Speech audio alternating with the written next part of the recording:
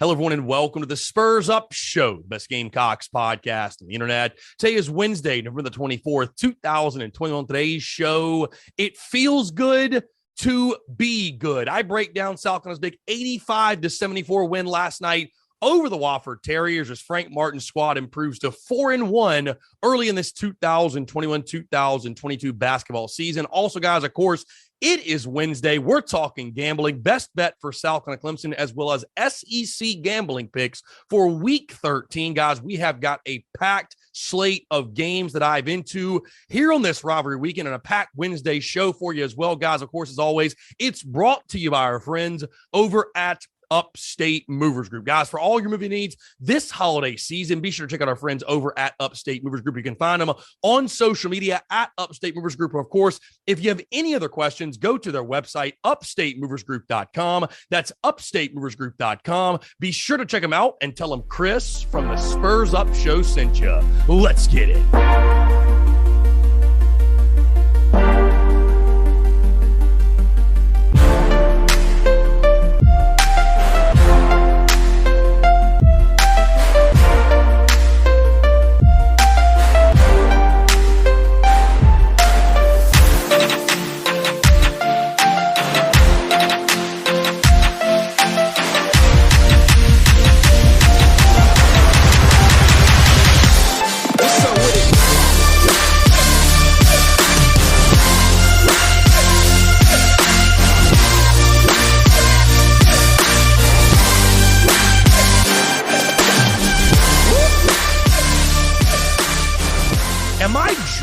Right now, can someone pinch me? Folks, it has been nearly 2 weeks since the Gamecocks lost in anything.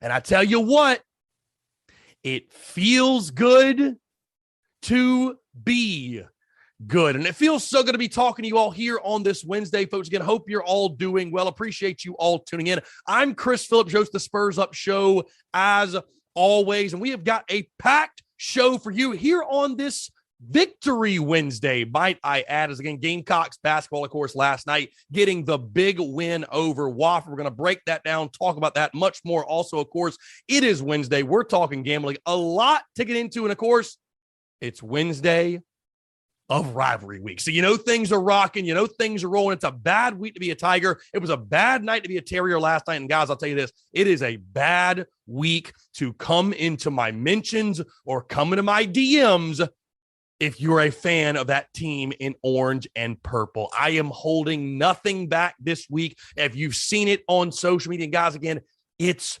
only Wednesday. We are having an absolute blast at the expense of those mouth breathers, those crayon eaters from the upstate. And again, I cannot wait to continue throughout this week as, again, we sit here on Thanksgiving Eve. Again, if you're with the family, if you're traveling today, safe travels. Hope you're doing well. And I hope this show finds you well, no matter where you are, what you're doing, whether you're on the commute, you're in the office, you're on the job, you've got the day off. Maybe you're with family. I hope you're with family enjoying this Thanksgiving holiday. Maybe you're cooking, you're in the kitchen. I know a lot of people start cooking today, getting everything ready. So again, appreciate you all taking the time to tune in. Again, we have got a lot to get into here on this hump day, here on this Wednesday. Before we do, a couple of quick housekeeping items, a couple of quick reminders. I want to remind you guys, first things first, it is Wednesday. And what does Wednesday mean?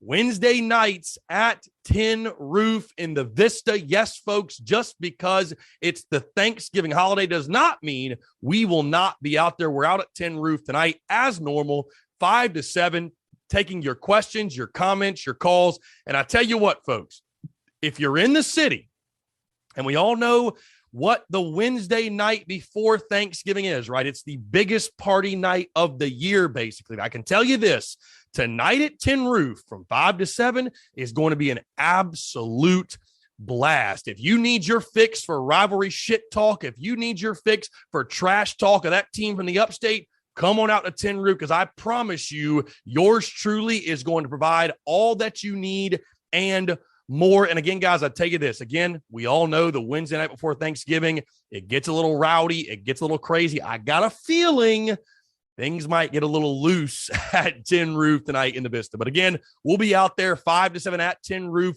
Very excited to go live again, of course, on this rivalry week. With that being said, content update in case you missed it. Everything is normal this week with the podcast. The only thing that's different, no Daily Crow tomorrow, of course, because of the Thanksgiving holiday. So again, I'll tell you what, guys, I'm so fired up. I'm so excited. I love making the content so much. I was like, man, I really could go live tomorrow. But you know what?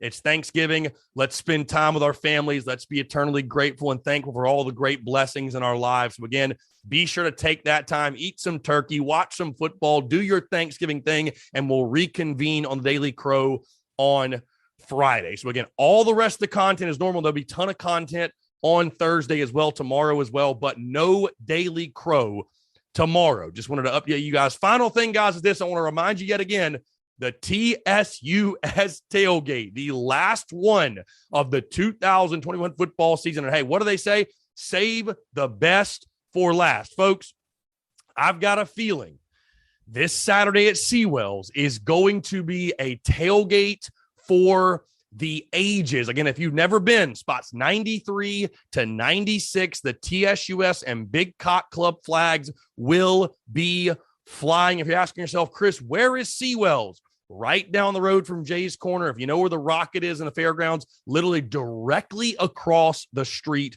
from that. Again, we have had a blast out at Seawells all season long. And again, I'm sure, as you guys can imagine, I've got a pretty good feeling this is going to be the biggest and baddest tailgate we've thrown all season long. So again, guys, you're all invited. Would love to see everyone out there. And again, appreciate those who have stopped by all season. But again, I am really, really, really excited to see you out at Seawells. Oh, by the way, guys, quick reminder, I'll have TSUS and Clem Suck stickers on me on Saturday at Seawells, again, to give out to everyone for free, obviously. So again, would love to have you guys out there, give away some free swag, give away some free merch, if you will. Going to be one hell of a time. You know what else was one hell of a time? Last night at Colonial Life Arena, folks. Again, shooters shoot.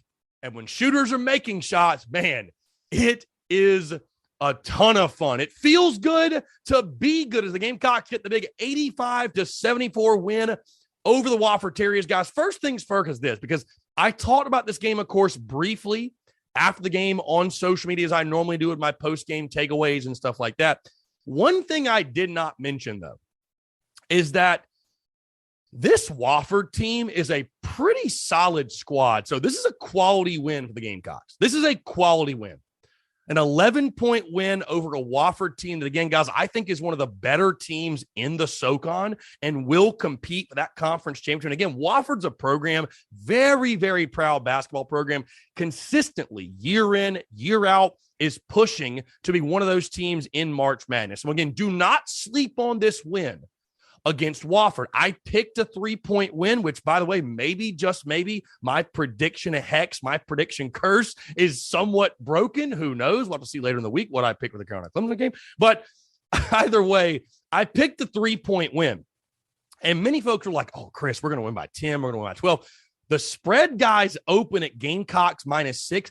That dropped right before tip to Wofford as just a 3.5-point underdog. So again, a lot of sharps in Vegas. A lot of sharps in Vegas saw this being a really close game. Guys, I'll tell you this, and again, I said it in post-game, and I will continue to reiterate it. And I said it after the Gamecocks beat UAB. This is such a fun basketball team. And when you're talking about these newcomers and you're talking about these guys that came in from the transfer portal and the true freshmen as well, it is so much damn fun. And I cannot recall watching a Gamecocks basketball team that is more fun with this one. Again, it's only been 5 games. I don't want to overreact to what we've seen thus far. But when you shoot 60% from the field, 60%, guys, 31 of 52 is what the Gamecocks shot. And they shot 55% from 3-point range. Folks, you're going to be unbeatable when you shoot like that. You just flat out are. And the Gamecocks also overcame. Listen, I'm not going to sit there and say that, Wofford had the refs in their back pocket or anything like that, but for the longest time. I mean, Wofford had like 15 free throws and we had like 2. It was insane. Couldn't get a call. Wofford was getting every single call early, it felt like. And like I said, guys, they can shoot. I mean, you saw them hit some big 3-pointers. You know, Klesmit, the guy we talked about in the prediction on social media yesterday, 27 points for him, a really, really good player. But shout out to my guy yet again. Like I said, guys, you shot 55% from 3, 60% from the field, and the guy leading the freaking way, almost said a bad word, but the guy leading the freaking way, man, Eric Stevenson, 25 points, starts out hot yet again. He went 9 of 14 from the field, 5 of 7 from 3-point range. I mean, where has this come from? Because I think this was a guy, you know, I thought he was going to be better than he was early in the season when he had the game where he was like 0 for 10 from the field or whatever, like 0 for 10 from 3-point range. But he's always been, if you look back at his career, he's been a career like 30% 3-point shooter.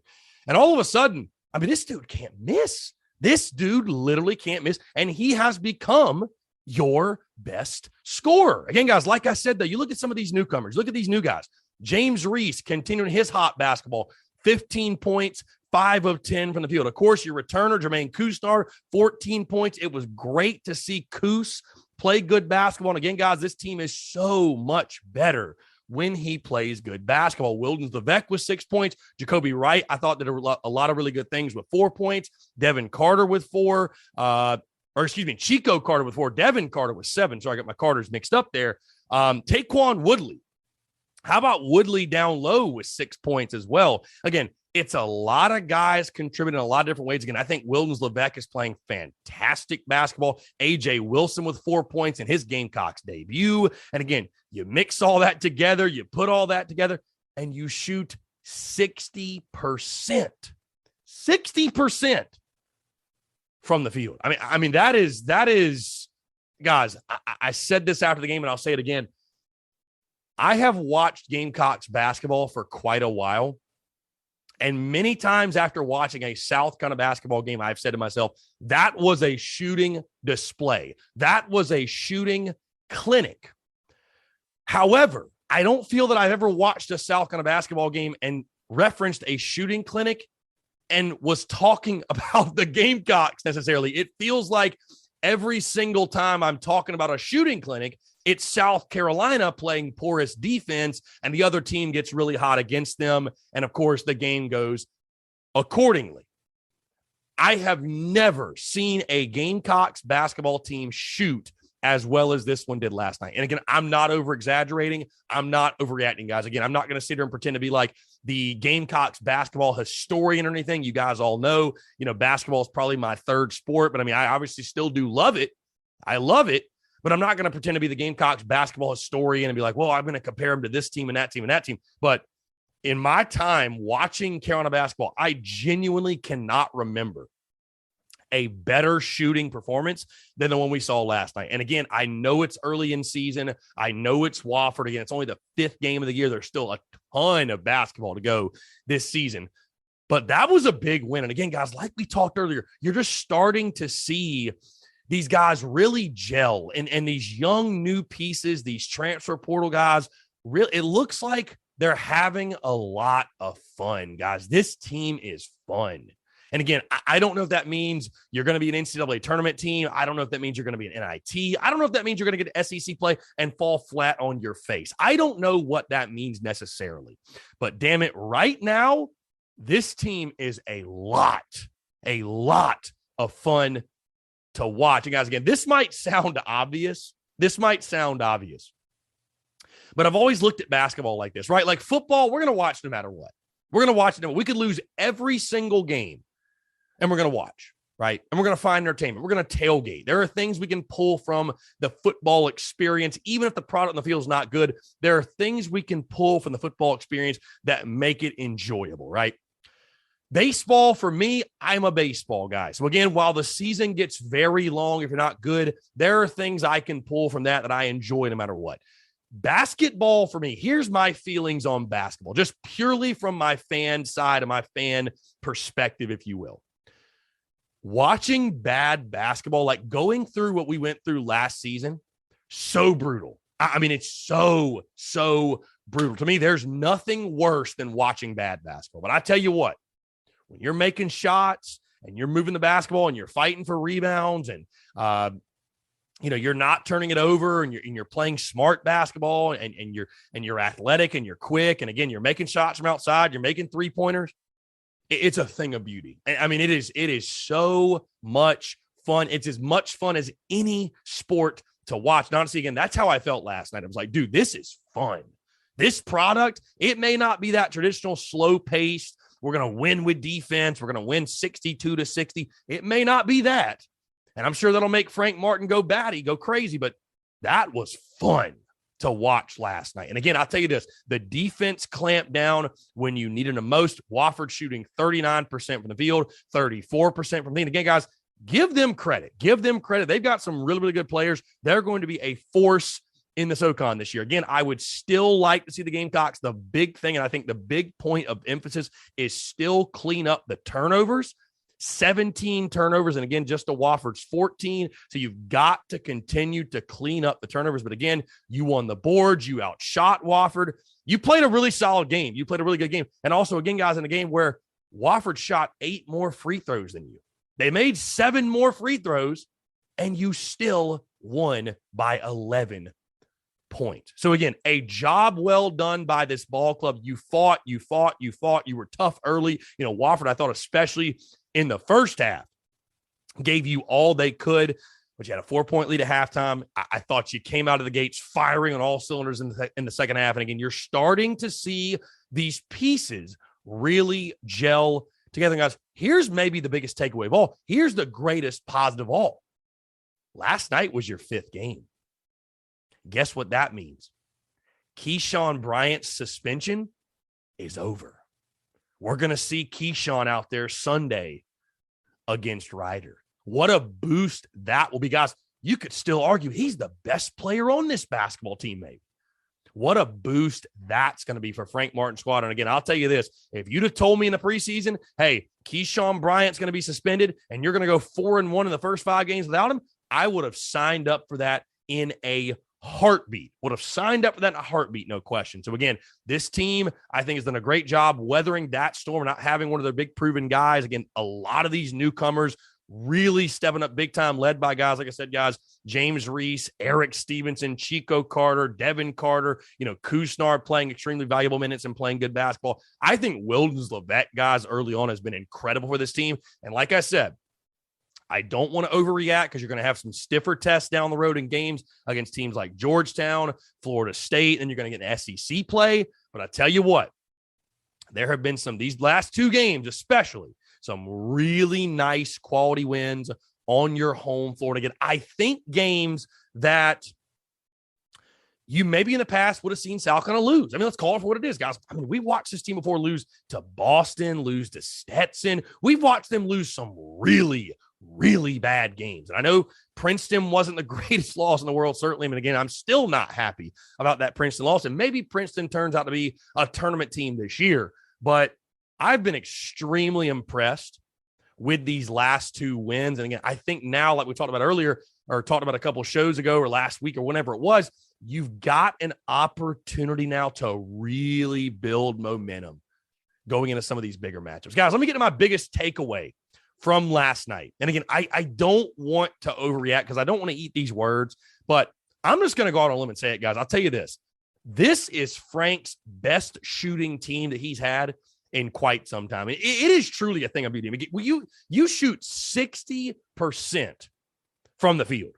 And this team is hitting open shots. They're hitting contested shots. They're creating shots.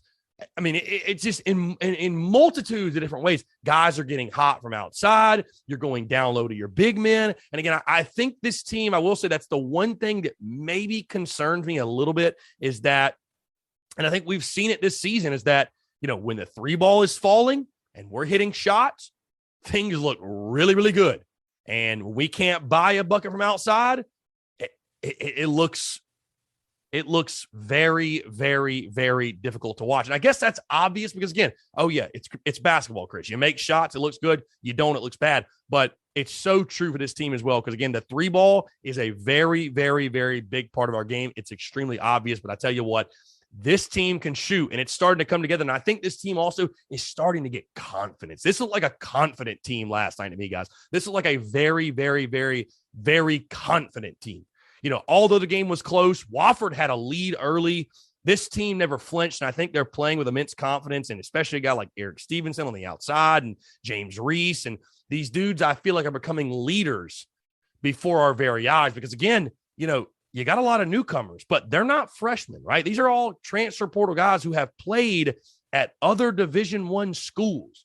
So I think you're starting to see that experience and that veteran leadership come out from some of these dudes. But again, guys, my biggest takeaway from last night, and again, I know it's early, but in my opinion, from what I've seen, this is Frank's best shooting team in quite a while. I mean, it has been a lot of fun to watch, especially these last two games. Hey, guys, like I always say, shooters shoot. And when they're falling, oh, man, it is truly a thing of beauty. On that note, guys, let's move to our Shooter Shoot Award, our second ever Shooter Shoot Award. And, guys, I know he won the first one. I know he won the inaugural Shooter Shoot Award. How can you not give it to Eric Stevenson again? How can you not, guys? 25 points, 6 rebounds, and 3 assists. I mean, he earned it. The dude is hot as fire right now. And stay tuned. I think we might have some big news coming out with our guy Eric Stevenson here in the near future. But no, Eric Stevenson, man, incredible. He wins the Shooter Shoot Award for last night's performance against the Wofford Terriers. Incredible stuff, guys. And really, he set the tone. And whenever the Gamecocks needed that big bucket, it was him hitting it from the outside. He created also, I think, down low, was able to make some nice layups, some pull-up jumpers as well. Eric Stevenson, I thought, played fantastic basketball last night. So again, he's really turning into this team's best scorer. I mean, dare I say, he's turning in this team's best scorer, especially from the outside. So again, Eric Stevenson with 25 points, 6 rebounds, 3 assists. He wins the Shooter Shoot Award for last night's game against Wofford. Again, what's next for Gamecocks basketball, guys? South Gunner will return to action on Sunday afternoon, November the 28th, against Rider, a 2 p.m. tip. And again, guys, you would think, hey, this will be the first game that Keyshawn Bryant will be back. So again, that's obviously going to be a huge storyline for this basketball team. Very excited for Keyshawn to get back. What type of impact can he make? But again, you feel like this should be a really good opportunity for this basketball team to move to 5-1. And like I told you guys, building that momentum, you move to 5-1. Then you got Coastal Carolina on the road Wednesday. Let's just assume you win that. Now you're at 6-1. And then what will loom next? The Sunday upcoming, the Georgetown Hoyas coming to Colonial Life Arena for a Sunday afternoon tip against a 6-1 Gamecocks basketball team in front of what would hopefully be a packed out CLA. And guys, again, I'll close it on that again. I know I said this after UAB. I'm going to say it yet again. If you haven't done so, if you're still hesitant, again, I'm never going to get in anybody's wallet or in your schedule and tell you, you should be here, you should be doing this. But I tell you what, folks, if you were kind of on the fence, sort of waiting to see what the product was going to be a Gamecocks basketball, hey, I don't blame you, right? You want to make sure it's going to be worth your time, worth your money, worth your resources, worth your energy to come see. I'm telling you, from my vantage point, from my perspective, this is a fun Carolina basketball team. So I highly encourage you to get out to CLA and come watch this group, because I'll tell you what, these last 2 games in the building have been 2 of the most fun games I've been to in my time as a Gamecocks basketball fan. So again, really excited. The boys getting back to action Sunday, November the 28th against Rider, a 2 p.m. tip with the opportunity to get to 5-1 with the return of arguably your best player in Keyshawn Bryant. Going to be a lot of fun. Again, folks, feels good to be good. And watching the shooters shoot, it is truly a thing of beauty. All right, guys, of course, it is Wednesday. And what's happening the day before that Rider game? Of course, the rivalry matchup. We're talking the gambling side of things first, as I give my best bet for Gamecocks and the Clemson Tigers. Of course, guys, you look at this line. Came out on Sunday, and I know a lot of us scoffed when we saw the initial line. I was able to talk to a couple of my buddies, by the way, Sunday morning after the Gamecocks beat Auburn. And they were giving me their full thoughts and, projections. We sort of like to guess what the line's going to be. And I had a friend of mine say, I think it'll be 6.5. I think it'll be 7, sort of around there. That's kind of where the consensus fell. I really thought when the spread opened up, I thought it would be 10, maybe 10.5, something like that. So when I saw the line open up at Clemson minus 14, listen, I on one hand, I think I get what Vegas is thinking in the sense of, hey, Clemson should be better than they are. And I think that's why, honestly, they've been overvaluing Clemson all season long. When you look at them this year, guys, they're 3-8-1 against the spread. They've been one of the worst in the country against the spread this year. So on one hand, I think I look at that and I say, okay, they're looking at Clemson. They're looking at the Carolina roster and they're saying, Clemson on paper, if we just look at recruiting rankings, if we just look at, the players they have, this should be a win for Clemson. Now, on that note, was I shocked to see the spread, a 2-touchdown spread for a night game at Williams-Brice Stadium in a rivalry game? Yes, I was. And I think all those in Vegas, and I think all those putting money on this game were shocked as well, because immediately you saw that line shift. Immediately you saw that line move. And of course, now, guys, the Gamecocks sit as an 11-point underdog. That line moved 3 points in an instant, which I think, again, 11 is much more reasonable. It's still a little bit higher than I thought it would be, but I think it's a little bit more reasonable. The over-under right now, guys, sitting at 43.5. This number has jumped between 41, 42, 43, now sitting at 43.5. So I think some money definitely has been coming in on the over, because just 2 days ago it was at 41, which I do tend to think is a little bit low. I think it's going to be a defensive game, but that number now sits at 43.5. Again, Gamecock fans looked at this spread when the number came out and said, Chris, it's a no-brainer. Carolina plus 14. Absolute no-brainer. On the flip side, you guys know how much I love to play totals. I've played a lot of totals this year. And I've even told you guys selfishly, I don't like playing the spread in Carolina games because, selfishly, for content purposes, it sort of ruins, or not ruins, but just spoils my prediction that I drop on Fridays. And I talked about last week, guys, at this time, that South Carolina might not beat Auburn, but I felt really good taking the Gamecocks plus 6.5. And then I really thought under the lights, the Gamecocks would play their best football, and it would be a one-score game, and South Carolina would give Auburn all it could handle, if not win the football game. Okay.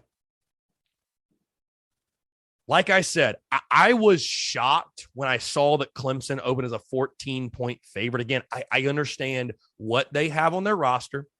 I understand their history over the last couple of years. I understand the way they have recruited. But, guys, Clemson has been overvalued all season long. They've been opening up as these huge favorites all season long. And again, guys, like I told you, they are one of the worst in college football against the spread at 3-8-1 this season. South Carolina might not win this football game. They certainly might not, but they're going to cover the number. I mean, at home, at night, in Shane Beamer's first rivalry game, and we're going to dive a lot more tomorrow and Friday into the matchups and the keys and the breakdown of the Tigers and all that. But to me, guys, you can look at the total if you like. The number is a no-brainer bet. I mean, this is put the mortgage on Gamecocks plus 11. Put the mortgage. Hey, if you're a mouth breather from the upstate, put the farm on it, right? Put the tractor on it. Whatever you got to do. Carolina plus 11 is the best bet of the season. Again, South Carolina very well might lose this game. Certainly. They very well might lose it. There are obvious problems, and if Carolina cannot win at the line of scrimmage, if they cannot give Jason Brown time, if they cannot establish a running game, again, we're going to dive more in these details later in the week.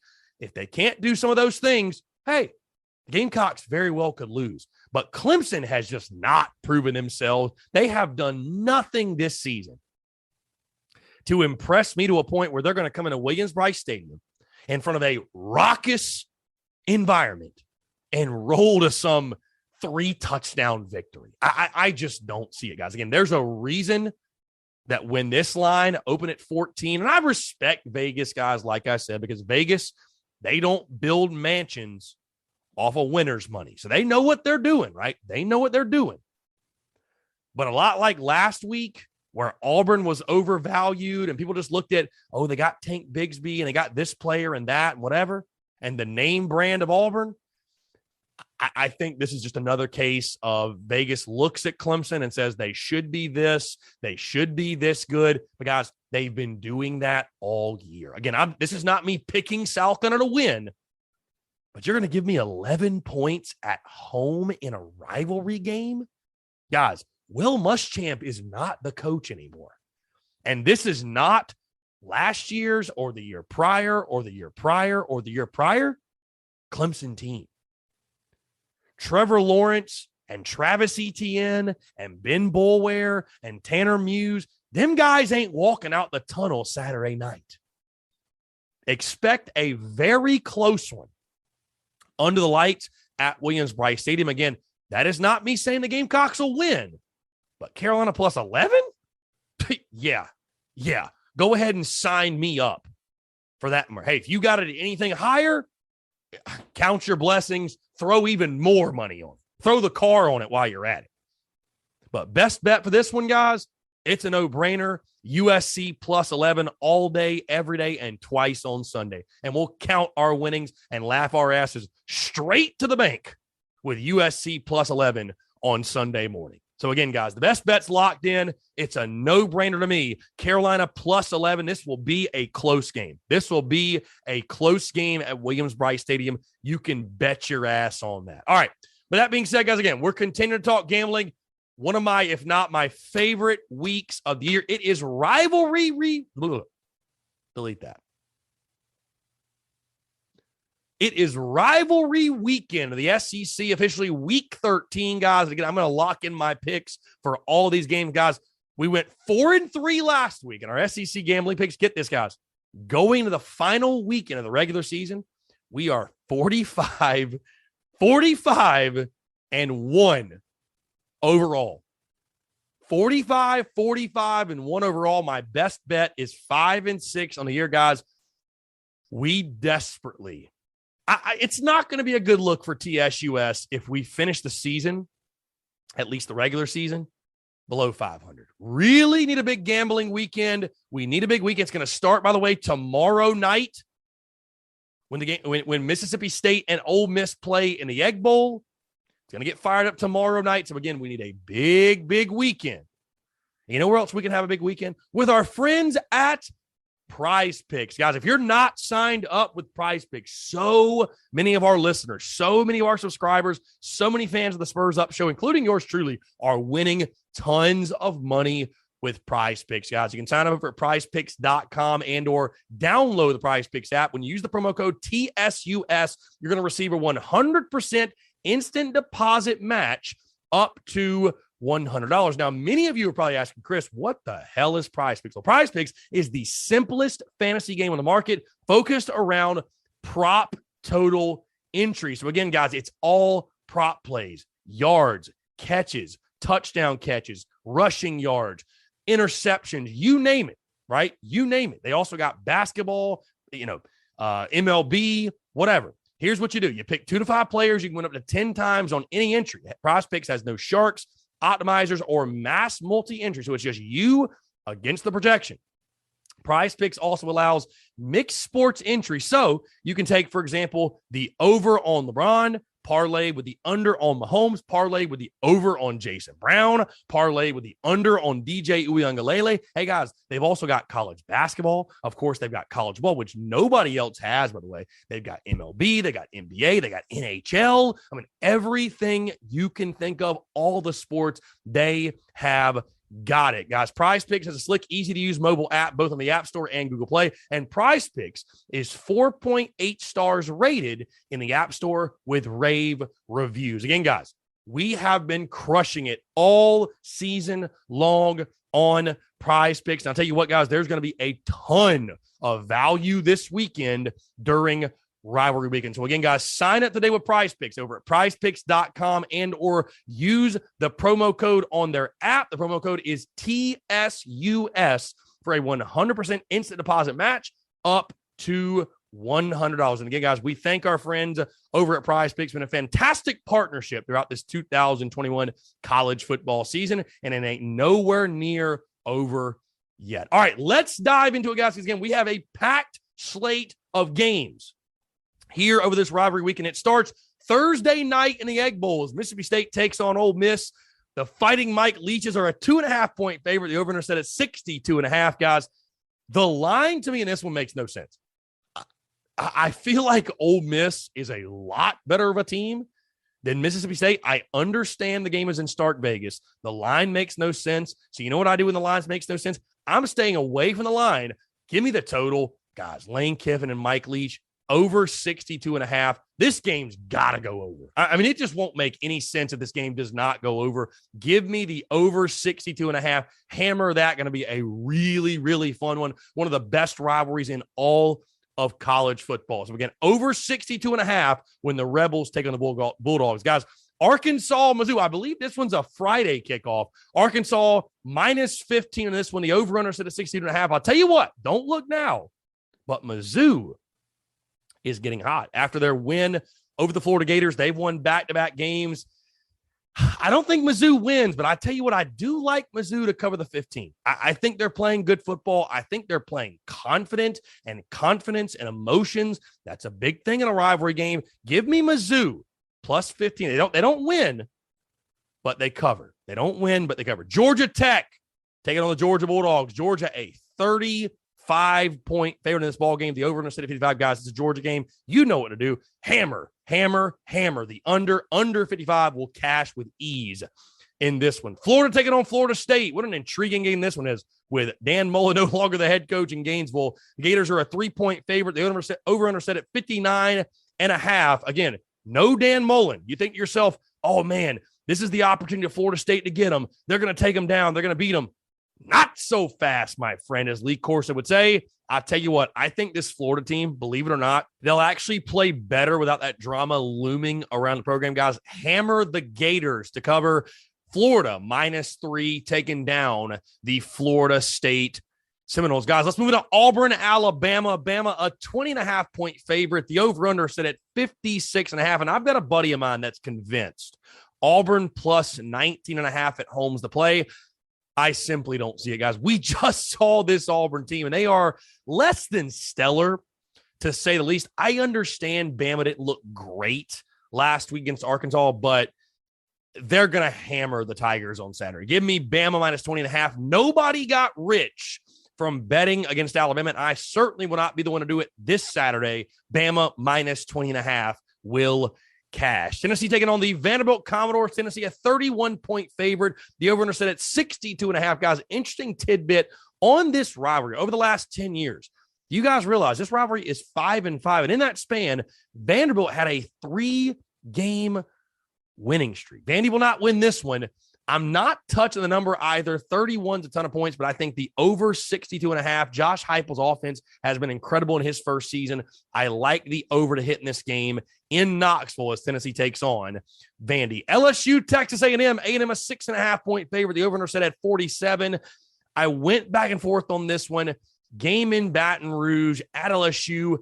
I just think, guys, A&M is the more superior team, and Jimbo Fisher wants to continue to prove he wants to be in College Station. He likes his football team, and I like his football team as well. Give me Aggies minus 6.5. And, guys, final game, Louisville taking on the Kentucky Wildcats. Louisville, a 2.5-point favorite. The over-under set at 58.5. Guys, has there been a more disappointing team down the stretch in the second half of the season than Kentucky? I really thought Kentucky was going to be some juggernaut, some really good team. They were fighting for second in the SEC East, whatever. I just feel like that completely has gone to the wayside. I'm going with the Cardinal, believe it or not, Louisville -2.5. I just don't trust Kentucky football right now. Give me Louisville to cover. They beat the Cats. They cover the 2.5. Louisville -2.5, my play in that one. So again, guys, that's my SEC gambling picks for rivalry weekend, week 13. Yours truly needing a good week, a good final week of the regular season to close it out. As again, we sit at 45, 45-1 overall, and 5-6 with the best bet. Again, guys, that's going to do it all for me. That's the SEC gambling picks. And of course, my best bet for South Carolina Clemson: hammer the Gamecocks +11, and we will laugh our asses to the bank, counting our winnings on Sunday morning. Again, folks, appreciate you all tuning in. If you're traveling for the Thanksgiving holiday, safe travels. Enjoy your time with the family. Appreciate you all tuning in. Content bleeding out the eyeballs, content rolling here during this rivalry week. Guys, y'all take care. Y'all have a great hump day. You have a great rest of your Wednesday, and we'll talk to you tomorrow.